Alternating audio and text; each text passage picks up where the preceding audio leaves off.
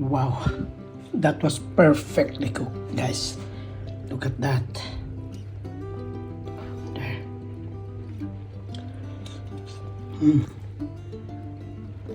So yan guys, mag-bake na naman ulit tayo ng isda. And we will stuff it with this tomato, garlic, onions, patis. And that would be really fantastic. So, meron tayong nilagay dito na itlog ng isda kasi mga buntis ang mga isdang to. So, we just fill it up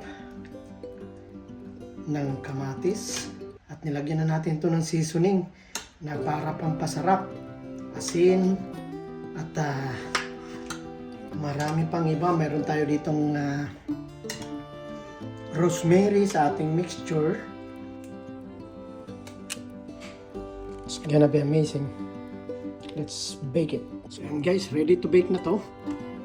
Dagdagan lang natin ng aubergine para mas marami tayong vegetables bukod sa tomatoes. Masarap ang aubergine na binibake.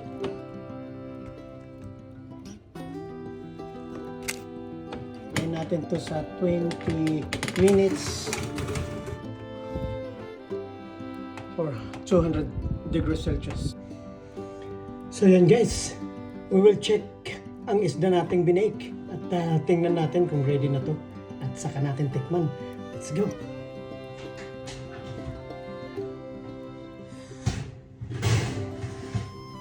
Wow!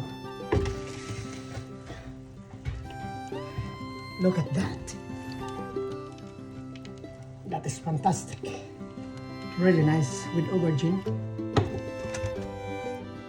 I think it's done. We're gonna check and try a little of it. And there you go. You know, hindi natin ito inano.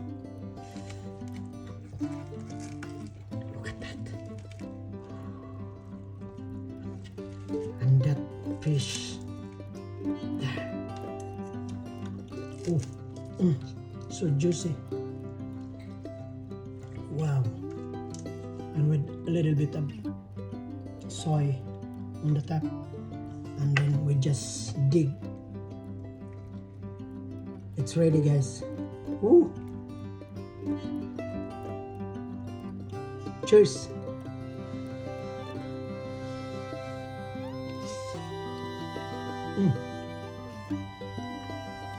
And the aubergine, they are so soft.